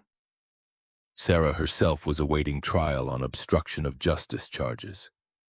Her lawyer had offered to cooperate in exchange for reduced sentencing, providing emails and memos that showed the complaint suppression had been policy, not accident. Board members named in those communications had resigned or been forced out. Richard Cole remained as chairman, but with reduced authority, his credibility damaged by evidence. He'd been warned about discrimination patterns and chosen profit over action. The corporate bloodletting had been necessary but brutal. Marcus had built Skybridge over 15 years, and in 6 months he'd dismantled half its leadership structure to cut out the rot. The company that emerged was cleaner but smaller, humbler, forced to acknowledge that good intentions meant nothing without rigorous enforcement. The drive to Skybridge headquarters took 30 minutes through DC traffic. Marcus used the time to review Jessica's latest report on implementation progress. The Dignity Initiative had processed 800 new complaints in 6 months, investigated each one independently, resolved them with transparency that sometimes meant admitting fault and compensating passengers. The compensation fund had paid out $12 million to victims of previous discrimination, with more cases pending. Dr. James Robinson's Medical Oversight Board had redesigned passenger care standards, prioritizing dignity alongside safety. Reverend Michael Brown's training workshops had reached 6,000 employees across the industry, forcing uncomfortable conversations about unconscious bias and structural racism. Professor David Harris had created curriculum now being taught at 3 aviation schools, ensuring the next generation of airline professionals understood that diversity wasn't a quota but a requirement for serving diverse passengers. The reforms were working. But working didn't mean easy. Marcus's assistant met him in the lobby with messages marked urgent. Boeing wanted to reschedule the contract discussion, $300 million still on the table contingent on Skybridge demonstrating sustained reform. Delta's CEO had requested a meeting to discuss collaborative bias training. The FAA needed Marcus's testimony for congressional hearings scheduled next month. And there was one more message, flagged personal. Maya Anderson requesting interview for documentary she was producing about systemic discrimination in aviation. Marcus remembered her live stream, the teenager who'd had the courage to document injustice while adults looked away. Tell Maya yes, whatever she needs. He took the elevator to the executive floor, now half empty after the resignations and terminations. The energy felt different, quieter, less certain. People who remained understood they were part of an experiment. Whether a company could prioritize justice and remain profitable, whether accountability could coexist with success. Jennifer waited in his office with quarterly results. Revenue down 8% year-over-year, but passenger satisfaction up 32%. Market share slightly reduced, but customer loyalty metrics showing significant improvement. The company was smaller but stronger, leaner but more trusted. We're projected to break even on reform costs within 18 months if current trends hold. Jennifer pulled up projections. But there's resistance brewing. Pilots' union is threatening action over body camera policies. They're claiming it violates privacy rights. Marcus had expected this. Schedule a meeting with union leadership. I'll address their concerns directly. They're demanding you remove the body camera requirement as condition for negotiation. Then we don't negotiate. Body cameras stay. Marcus pulled up the data showing how recording systems had already prevented 3 potential incidents by making crew members aware their actions were documented. Privacy doesn't include the right to discriminate without evidence. Jennifer made notes, but her expression stayed troubled. There's something else. We've had pushback from some passengers. Complaints that the bias training is making flights uncomfortable, that crew members are being too careful, overcompensating. Marcus felt the familiar frustration. Fix discrimination and get accused of overcorrection. Ignore it and get accused of complicity. The middle ground kept shifting based on who felt inconvenienced. What kind of complaints? White passengers saying they're being treated with suspicion, claiming reverse discrimination because crew members are questioning them more than minorities now. Jennifer pulled up specific examples. Most seem like people uncomfortable with losing unearned advantage, but a few might be legitimate overcorrection. Marcus read through the complaints, saw the pattern Jennifer had identified. People who'd never been questioned before now facing the same scrutiny black passengers had always endured, calling it discrimination instead of recognizing it as equality. But there were 2 cases where crew members seemed to have swung too far the other direction, treating white passengers with excessive suspicion to avoid appearing biased. Add these to the quarterly training review.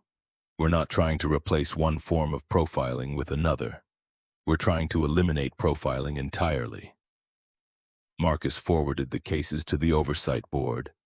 And make sure these passengers know their complaints are being taken seriously. Same process as everyone else. The rest of the afternoon dissolved into meetings about implementation challenges and operational adjustments. By 6 p.m., Marcus's temple ached where the scar tissue pulled when he concentrated too long. The stitches had come out months ago, but the nerve damage remained. A permanent reminder that justice had physical costs. His phone buzzed with a text from Dr. Robinson. Emma Roberts wants to speak with you. Says she has something important to discuss. Should I arrange it? Marcus hesitated. Emma had completed her sentence, was 3 months into supervised probation, working as a consultant for the bias training program while banned from passenger-facing roles. Their last conversation had been in this office 6 months ago when he'd offered her a path to redemption through reform participation. She'd taken it, become one of the program's most effective voices because she could speak from experience about how trauma and inadequate support had turned her into someone who harmed others. He texted back, set it up for tomorrow. My office, 10 a.m. That evening, Marcus flew commercial for the first time since the incident. Not Skybridge. He'd made a point of flying other airlines to see how industry-wide reforms were being implemented. Tonight it was Delta, Seattle to Atlanta, Seat 2A reserved under a pseudonym his assistant had arranged. Check-in was smooth. The agent verified his ID and boarding pass without extra scrutiny. Processed him in 90 seconds, same as the passengers ahead. TSA screening was random but professional. No invasive pat-downs or assumptions. Gate agent scanned his pass once, smiled, welcomed him aboard. The difference was startling. 6 months ago, this wouldn't have happened. Not because Delta was better, but because nobody was being held accountable. Now, with FAA oversight and federal task force investigations and the knowledge that discrimination could mean criminal charges, every airline had tightened protocols. Marcus settled into 2A, the seat that had become symbolic of everything he'd fought for. A white woman in her 40s was assigned 2B, arrived carrying expensive luggage and platinum status credentials. She glanced at Marcus, looked at her boarding pass, looked at him again. For a moment, Marcus felt his body tense, muscle memory preparing for confrontation. But the woman just smiled politely and stowed her bag. No questions, no assumptions, no suggestion he might be in the wrong seat. The flight attendant, a young black man who introduced himself as Christopher, welcomed them both by name and asked if they needed anything. Professional, courteous, treating them equally because equality was now policy with teeth behind it. Marcus relaxed slowly, let himself experience what flying should always have been. Unremarkable, boring, focused on getting from point A to point B without being forced to prove you deserved to be treated like a person. Halfway through the flight, the woman in 2B turned to him. "Excuse me, are you Marcus Bennett?" Here it came. Recognition, opinion, judgment. Marcus nodded. "I wanted to thank you. I'm a pediatrician. I travel for conferences frequently. I've seen how I get treated differently than my black colleagues. Easier check-in, less scrutiny, benefit of doubt when there's confusion. It always bothered me, but I didn't know how to address it." She extended her hand. "What you did, forcing the industry to change, it matters. Not just for people who face discrimination. For all of us who benefit from it and want that to stop." They shook. Marcus felt something shift, a reminder that allies existed beyond the courtroom and the boardroom, that some people recognized unearned advantage and chose to challenge it rather than defend it. The flight landed on time. Marcus deplaned without incident, collected his bag, caught a car to his hotel, ordinary, unremarkable, exactly as it should be. The next morning, Emma Roberts arrived at his office wearing business casual instead of a uniform, carrying herself with the careful dignity of someone rebuilding from ruins. She sat across from Marcus and didn't waste time on pleasantries. "I want to tell you what happened after the assault. The real story, not what made it into my personnel file." Marcus waited. "The passenger who grabbed me was drunk, aggressive. Security removed him and I filed a complaint. HR sent me to 3 counseling sessions with a therapist who specialized in workplace stress.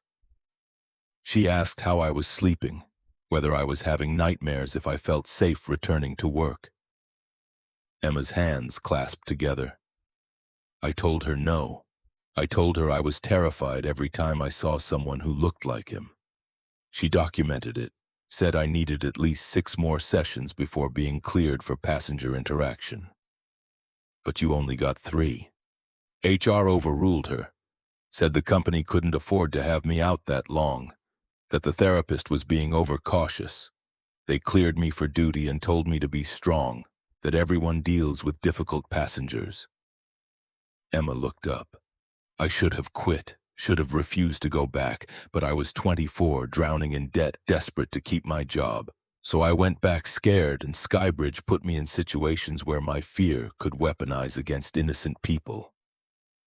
Marcus felt anger rising, not at Emma, but at the system that had failed her first and through her had failed everyone she'd encountered afterward. "Did you tell anyone at HR that you weren't ready?" "I tried. My supervisor, Daniel, he listened, said he'd advocate for extended leave, but HR told him the same thing they told me. The therapist was overreacting. I was fit for duty. If I couldn't handle normal passenger interactions, maybe this wasn't the right career." Emma's voice went brittle. "So I stayed, and I profiled, and I escalated, and I became the thing I was afraid of. Someone who hurt people because I was operating from a place of unhealed trauma." Marcus understood what she was offering. Context that didn't excuse but explained. Evidence that the system's failures were deeper than just buried complaints. Emma had been both victim and perpetrator, and the company that should have protected her had instead weaponized her trauma. Why are you telling me this now? Because I'm testifying at Sarah Montgomery's trial next week. Her lawyer is going to argue that she was just following policy, that the company created the culture of minimizing complaints and she was a scapegoat. I want you to know the truth before it comes out publicly. Emma pulled out a folder, handed it to Marcus. These are my therapy notes from those 3 sessions. The therapist documented everything I told her, including that I wasn't ready to return. HR has copies of this. They knew I was still traumatized and they sent me back anyway. Marcus opened the folder, read the clinical notes, saw the therapist's clear recommendation for extended treatment, her assessment that Emma posed a risk to herself and passengers if returned to duty prematurely. Saw HR's response. Patient cleared for return to work effective immediately. Further treatment optional and at employee's expense. They chose operational convenience over your well-being and over passenger safety. Yes, and I let them because I was scared of losing my job more than I was scared of hurting someone. Emma's composure finally cracked. I know that doesn't excuse what I did to you. I know I profiled you, refused to see evidence, participated in your assault. I own that. But I want people to understand that this wasn't just individual prejudice. This was institutional failure at every level. Marcus closed the folder, looked at this young woman who'd made terrible choices within a system designed to produce terrible outcomes. Understood that justice required holding both accountable, the individuals who'd failed and the structures that had enabled their failure. I'll make sure the prosecutors have this. And Emma, thank you for having the courage to tell the truth even when it's complicated. She left with her folder and her burden slightly lighter. Marcus spent the next hour on the phone with Nicole Patterson, walking through Emma's testimony and the implications for Sarah Montgomery's trial. The evidence showed that HR hadn't just buried complaints. They'd actively prevented interventions that could have stopped discrimination before it started. Sarah's trial was scheduled for the following week. Marcus would be there, sitting in the gallery watching the woman who'd spent years protecting institutional comfort at the expense of individual dignity face consequences for choices that had seemed small in the moment but had accumulated into systemic harm. That afternoon, Maya Anderson arrived for her interview. She was 17 now, preparing for college applications, had spent the past 6 months developing her documentary about aviation discrimination. She set up a camera on a tripod, professional equipment her viral video success had helped fund, and approached the interview with the seriousness of someone who understood she was documenting history. Mr. Bennett, when you got on that plane 6 months ago, did you expect what happened? Marcus thought about his answer. I expected microaggressions. I expected extra scrutiny. I expected to be seen as suspicious or out of place. I didn't expect violence. But I should have, because for a lot of black people, compliance doesn't guarantee safety. It just gives the system less excuse when they hurt you anyway. Maya adjusted her camera angle. Why did you decide to test your own airline? Because I'd been reading complaint files that HR marked resolved, and something felt wrong. The language was too smooth, too corporate, too focused on closing cases instead of fixing problems. I wanted to see if the system I'd built actually worked, or if it just looked like it worked for people who never had to test it. And what did you learn? Marcus met her eyes, this teenager who documented his humiliation with steady hands and clear purpose. I learned that good intentions are worthless without accountability, that claiming to value dignity while building systems that violate it makes you complicit, that I'd spent 15 years telling myself Skybridge was different when it was just better at hiding the same problems everyone else had. The interview continued for 2 hours. Maya asked about the trials, the reforms, the resistance from employees and passengers who felt threatened by accountability. She asked about the personal cost, The death threats, the harassment, the conservative media calling him divisive and opportunistic. She asked if he'd do it again, knowing what he knew now. Yes, because silence is complicity and complicity is surrender. If I'd stayed quiet, taken the settlement, made this go away, nothing would change. 47 victims would stay dismissed. Hundreds of future passengers would face the same discrimination. The system would learn that it could keep failing as long as it failed quietly. Maya turned off her camera. My dad said what you did was the most important act of leadership he's seen in his career. He's a professor, teaches ethics and social justice. He said most people with power use it to protect themselves. You used yours to protect people who couldn't protect themselves. Marcus felt the weight of that, understood that leadership meant accepting cost without guarantee of reward, meant doing what was right even when it threatened everything you'd built. Tell your dad I appreciate that. And Maya, thank you for filming, for having the courage to document injustice when adults were looking away. Your video is the reason we couldn't hide from this. She smiled, packed up her equipment. I'm applying to journalism schools. I want to keep telling stories that matter, stories that force people to see what they'd rather ignore.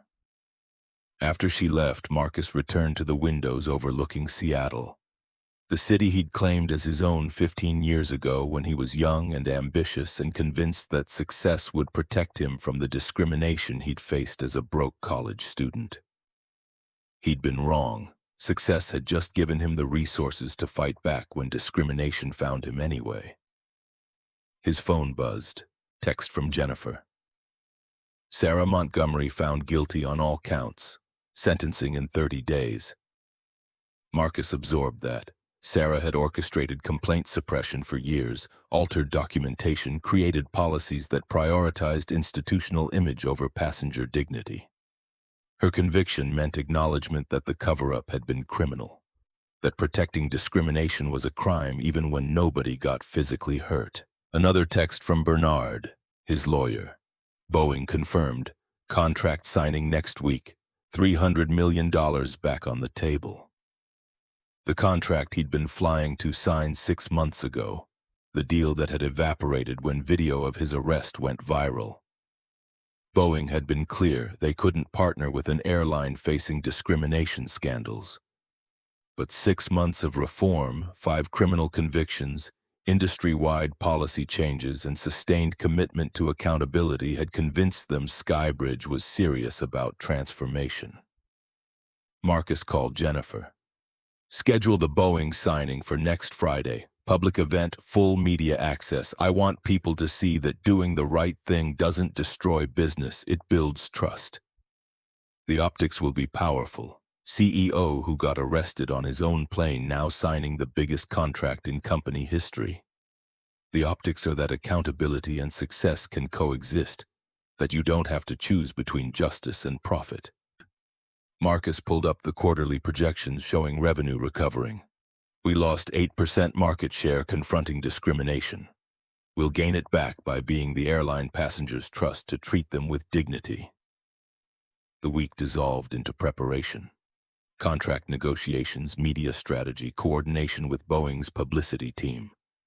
Marcus reviewed every clause personally, insisted on including diversity requirements in the partnership agreement. Joint bias training, shared oversight protocols, mutual accountability for discrimination complaints. Boeing agreed.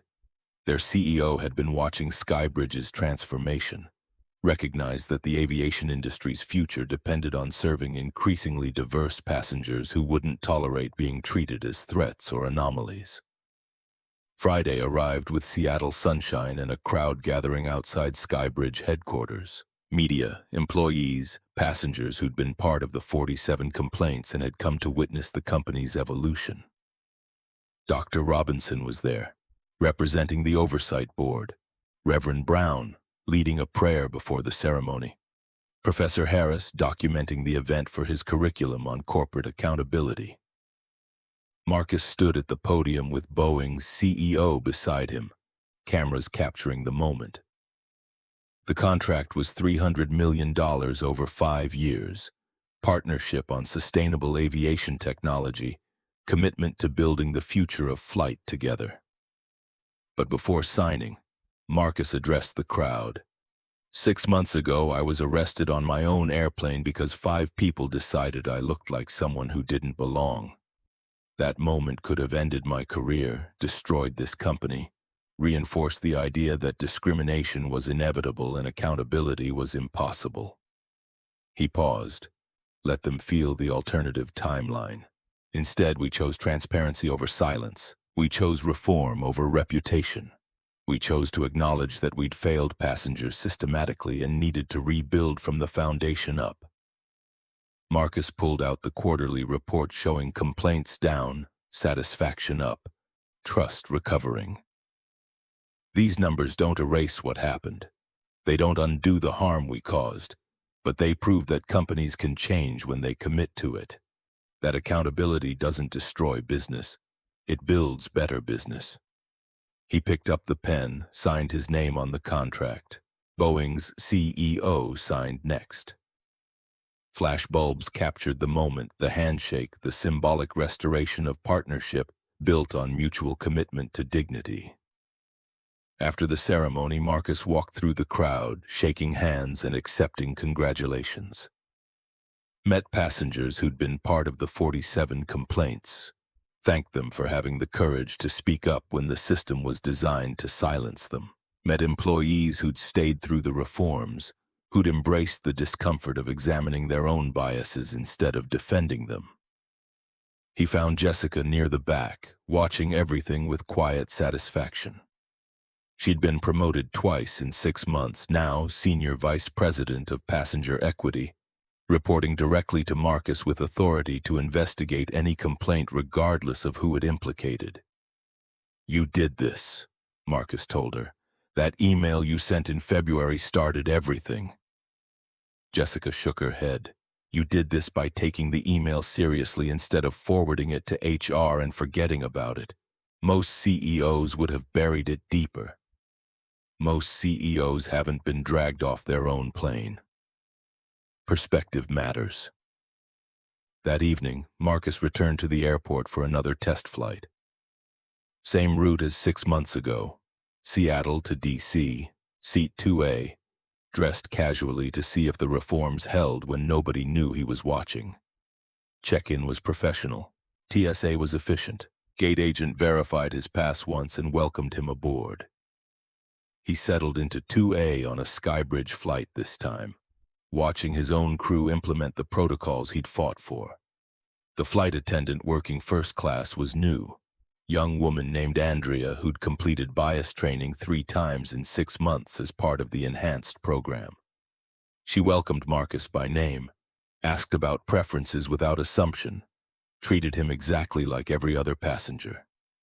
Halfway through the flight, a white man in 3C tried to move to an empty seat in first class without authorization. Andrea approached him professionally, explained the policy, offered to help him upgrade properly through the system. The man became agitated, insisted he was a frequent flyer who should be accommodated. Andrea stayed calm, repeated the policy, called her supervisor when the passenger continued arguing. Marcus watched the interaction, saw the body camera recording everything, saw Andrea following protocol without profiling or assuming threat. The supervisor, an older black woman named Patricia, resolved the situation by offering the passenger a complimentary upgrade on his next flight while explaining that company policy required proper authorization. The passenger accepted, returned to his assigned seat, and the flight continued without incident. After landing, Marcus approached Andrea. "That was well handled. The passenger in 3C. She smiled, professional. "Thank you. The new protocols make these situations clearer. I know exactly what to do and that my actions are documented if there's a complaint." "Has the body camera felt intrusive?" Andrea considered the question. "At first, yes, but honestly, it's made me better at my job. Knowing everything's recorded makes me more careful, more fair. I can't take shortcuts or make assumptions. I have to treat everyone equally because the camera doesn't care about my feelings, just my actions." Marcus thanked her, deplaned, collected his luggage. The trip had been ordinary, unremarkable, exactly what he'd fought 6 months for. A world where flying meant getting from origin to destination without being forced to prove your humanity along the way. 2 weeks later, he returned to the same route one final time. Not to test, but to close the circle. This trip included a young black teenager named Jamal, 17 years old, heading to Georgetown for a scholarship interview. First time flying first class, nervous about whether he belonged there. Marcus had arranged the ticket personally after Jamal's guidance counselor reached out. The kid was brilliant, came from nothing, had worked 3 jobs to help his single mother make rent while maintaining a 4.0 GPA. Exactly the kind of student Georgetown wanted. Exactly the kind of passenger who shouldn't have to worry about being profiled before his interview. They met at the gate. Jamal recognized Marcus from news coverage, eyes going wide. "Mr. Bennett, I can't believe, thank you for the ticket, sir. I'll pay you back." Marcus raised a hand. "No payback needed. Just focus on your interview. You earned this opportunity." They boarded together. Marcus had reserved 2A as always, but he watched Jamal's nervousness increase as they approached first class. Saw the teenager's hand tighten on his boarding pass, saw him preparing for challenge or dismissal. The flight attendant, Christopher from Marcus's earlier Delta flight who'd since joined Skybridge, welcomed them both warmly. Verified their tickets without extra scrutiny, helped Jamal stow his bag, treated him with the same respect he'd give any passenger. Marcus waited until they were airborne, then turned to Jamal. "How are you feeling?" "Terrified. Not of flying, of the interview, of messing up this chance." Marcus understood that fear, had felt it 20 years ago on his way to Boeing, before discrimination derailed the opportunity. "You're going to do great, but I want to give you something." He pulled out a business card, wrote his personal cell number on the back. "If anyone at Georgetown or anywhere else questions whether you belong, you call me. Immediately. Don't let them make you doubt yourself." Jamal took the card, held it like a talisman. "Why are you helping me?" "Because 20 years ago I was you. Smart, broke, heading to an interview that could change everything. I didn't make it. Someone decided I didn't belong and I lost the opportunity." Marcus met the teenager's eyes. "I built Skybridge so that wouldn't happen to other people. This is me making sure it doesn't happen to you." They talked for the rest of the flight. Marcus learned about Jamal's mother who cleaned offices at night to support them. About his dream of becoming a civil rights attorney, about his fear that no matter how hard he worked, his skin color would always be seen first. "It will be," Marcus said honestly. "People will see you're black before they see you're brilliant. They'll make assumptions before you open your mouth. But here's what I learned. You can't control what people assume. You can only control how you respond.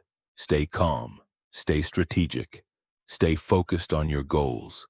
And when the system fails you, because sometimes it will, you fight back.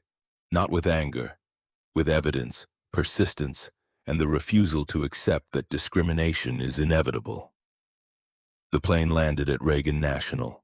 Marcus walked Jamal to baggage claim, made sure he had transportation to Georgetown, watched the teenager disappear into a cab with his scholarship folder and Marcus's business card. Standing in the terminal, Marcus felt the weight of the past 6 months settling into something like peace. Not satisfaction. Too many people had been hurt for that. Not vindication. Justice delayed was still justice compromised. But peace in knowing that he'd taken the worst moment of his professional life and transformed it into systematic change that would outlast him. His phone buzzed, text from Maya. Documentary accepted to Sundance. Title, The Seat of Power, How One CEO Transformed an Industry. Premiere in January. Can you attend? Marcus typed back. I'll be there. Another text, this one from Bernard. Shareholder meeting next week. They're voting on making the Dignity Initiative permanent policy written into company charter. Looks like it'll pass unanimously. Unanimous. Even the board members who'd tried to force him out 6 months ago now recognized that accountability was good business, that passengers chose airlines they trusted, that employees perform better in transparent systems, that doing the right thing and doing the profitable thing could align if you had the courage to prioritize both. Marcus caught a car back to his hotel, used the drive to review emails from the 47 passengers whose complaints had triggered everything. 32 had accepted positions on the oversight board or advisory committees. 15 had taken compensation and moved on. Every single one had received a personal apology and acknowledgement that Skybridge had failed them. That night, he pulled up the viral video one last time, watched himself being dragged down the aisle, blood on his temple, hands cuffed too tight, expression carefully controlled while 100 phones captured his humiliation. The video that had 42 million views and counting, that had become a teaching tool in bias training across 7 airlines, that had forced an industry to confront what it preferred to ignore. He watched the whole thing, let himself feel the anger and the hurt and the exhaustion of having to prove over and over that he deserved basic dignity. Then he closed the video and opened the documentary trailer Maya had sent. Saw his story interwoven with Dr. Robinson's and Reverend Brown's and the 32 other victims who'd chosen to rebuild instead of just walking away. The trailer ended with Marcus's words from the press conference 6 months ago. Dignity isn't something you earn, it's something you're born deserving.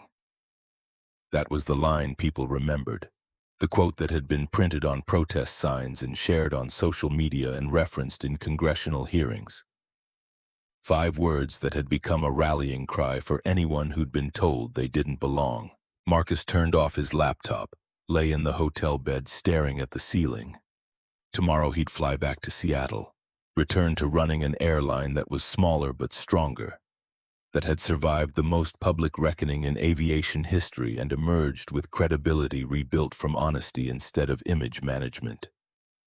He'd lost employees who preferred convenience to justice, lost board members who valued profit over principle, lost 8% market share and $50 million implementing reforms. But he'd gained something that couldn't be measured in quarterly reports. The knowledge that when tested he'd chosen integrity over comfort. That when given the choice between settling quietly and fighting publicly, he'd fought.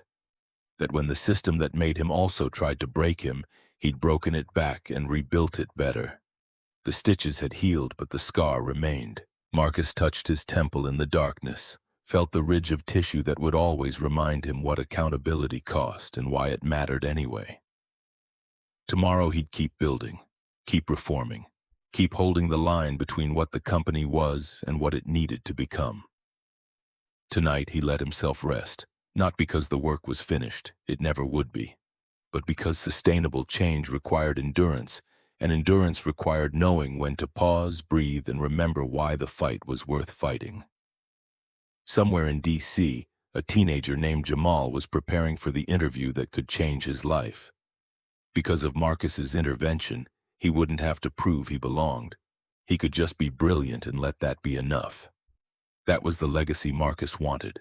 Not the trials or the convictions or the viral video, but the quiet moments when passengers boarded planes without fear, when crew members treated everyone fairly because the system demanded it, when dignity stopped being negotiable and became operational standard. He fell asleep thinking about that future, woke up ready to keep building it, one flight at a time, one policy at a time, one passenger at a time. The work continued, the reforms held, and slowly, painfully, the industry learned what Marcus had proven: that justice and profit could coexist if you had the courage to demand both and the integrity to accept nothing less.